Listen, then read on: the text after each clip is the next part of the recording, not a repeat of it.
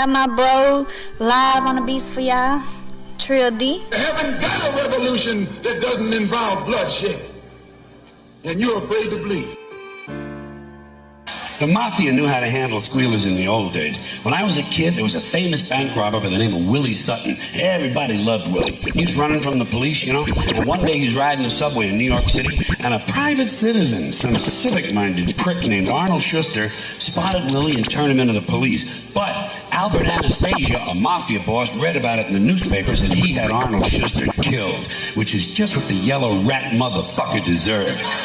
You don't help the police. When I was a kid and we went to the movies, we rooted against the police. Against the police and for the crooks, and I still do. I love the crooks. I don't give a shit if they come to my house and kill my entire family. I'm on their side. I'd rather spend 16 hours stuck in an elevator with a couple of crooks than even say hello to a fucking policeman. You don't help the police. They're not on your side. Don't you understand this shit yet? They work for the state. They'll plant fake evidence. They'll put a loaded gun in the hands of an unarmed man they've shot to death. They harass minorities. They brutalize people. They deny people their rights, and they lie about it all in court all the time. They perjure themselves routinely.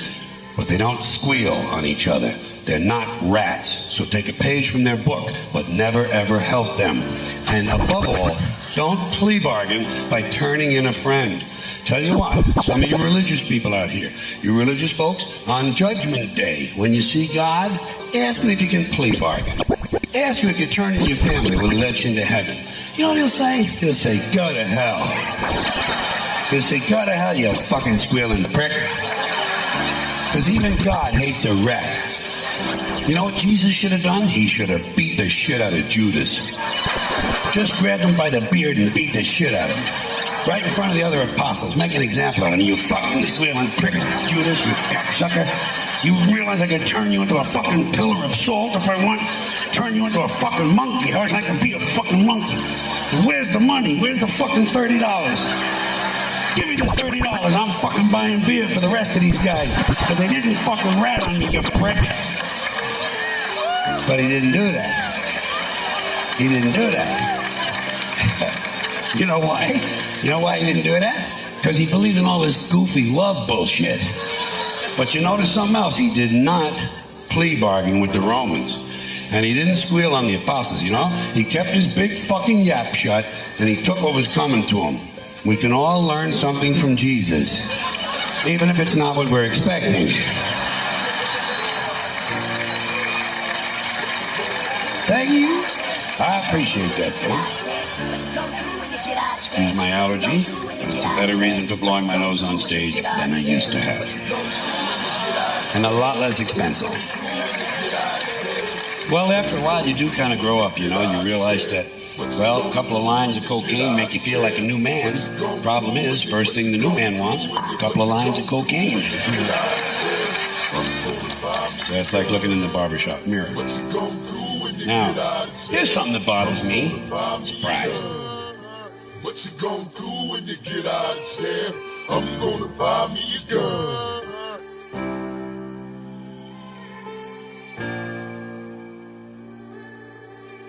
I live life high speed, slightly disillusioned by weed. I breed thug motherfuckers even worse than me. When I bleed my enemies, best to flee quickly. Harm me, my army, niggas deceased swiftly. Look at you now while you wanna act out. I'm full of hammerback, strapped with a cannon that'll blow your motherfucking back out. They blast for the still standing, slightly scarred. Deep questions for the Lord while you don't like you God. So, though my life was hard, with no remorse, I absorb all lessons, provide protection for the boss. Rolling in my double wall, rugged and ruthless. Keep us fast through these hard times, knowing it's useless. And my crew, we crooked, be mistaken for Jews. We all about our gas blast if you break the rules. Fools turn snitch with a DX, be having sex, switch like a stone bitch, turn state's evidence. Why? Then they wonder why niggas die, put your family in danger, just to be high. Damn, what the hell can we get from jail? More tricks for the crime trade, this is hell. Bail out, a thug nigga fresh out the jailhouse. Open the safe count and take all the mail out. Whatever happens, happens. Whoever falls dies. We fresh out of time, living blind so we all ride. In times like these, chronic or tie weed, buffing through this high speed. People think what you gon' do when you Buy me a gun. Then what's next? Food and sex, house parties in the project.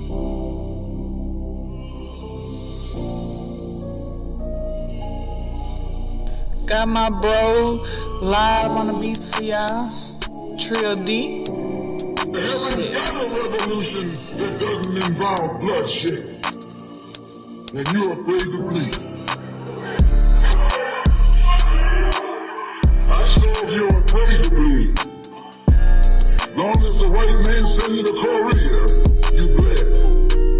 He sent you to Germany, you bled. He sent you to the South Pacific to fight the Japanese, you bled. You bleed for white people. But when it comes time to seeing your own churches being bombed and little black girls murdered, you haven't got no blood. In the name of God, the compassionate, the merciful to the American people, peace, love, follow righteousness. The subject of my talk to you is the overwhelming control of capital and its effect on the ongoing war between us.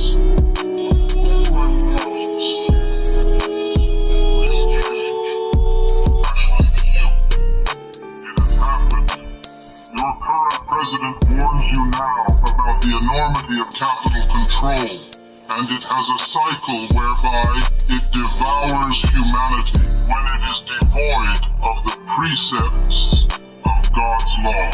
The tyranny of the control of capital by large companies has harmed your economy, as it did ours, and millions have lost their jobs to mark the highest average unemployment in 60 years. Your financial system in its totality was about to collapse within 48 hours, had not the administration reverted to using taxpayers' money to rescue the vultures by using the assets of the victims. Our Iraq was invaded in response to pressure from capitalists with greed for black gold. You continue to support Jewish lobby backed by enormous financial capabilities. Previous administration was successful in implicating you in these wars against us.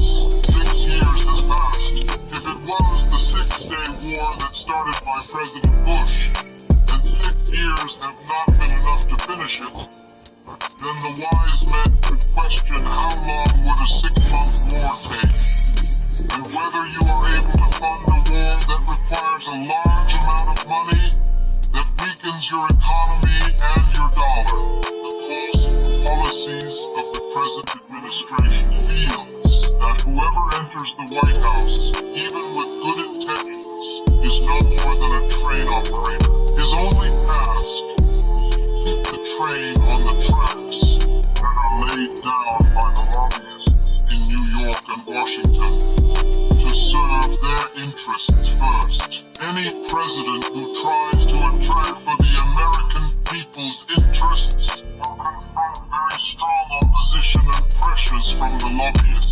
Your president described the decision by the court in favor of corporations to intervene in the political arena. There is no doubt about it that it is right. The occupation of our land and the killing of our brothers, marking a victory for the Jewish law. For the American youth to succeed in this change and the conditions in their country more than 2 centuries ago, they need to understand the similarities during that era and their present situation. You have noticed the Congress's stand with corporations against the people's interests. The United States used to have the right to appoint judges and mayors. Similarly, the corruption is deep-rooted now in all higher authorities, thus giving authorities over these offices to corporations. The higher court adjudicated their support of political financing by corporations under such circumstances. Reading the book by the intellectual Thomas Paine, Helpful Fathers in the Revolution Against the Oppressors. You are in need of people like Thomas Paine to publish books pointing out the similarities between the two phases. You also are in need of men with courage and initiative, like those of your forefathers, when they refused to allow one company to harm the interests of the United States. A company that had a monopoly on tea and its price. Many companies the United States economy. And they also formulate the policies of the White House. They threw hundreds of thousands of soldiers against us and have formed an alliance with the Israelis to oppress us and occupy our land. Palestine has been under occupation for decades. Then he talked about the necessity for 2 states. Obama is trying to address the issue with the same solution suggested by his predecessor. If you want a real settlement that guarantees your security in your country, then you have to implement a roadmap that returns Palestine land to us, from the sea to the river. It is an Islamic land, not subject to being traded or branded to any part. Be assured that we do not fight for mere killing, but to stop the killing of our people. You should be aware that justice is the strongest army and security offers the best livelihood. You lost it by your own making when you supported the Israelis in occupying our land and killing our brothers in Palestine. The road to safety starts with the stopping of aggression. Palestine shall not be seen captive, or we will try to break its shackles. The United States shall pay for its arrogance with the blood of Christians and their funds.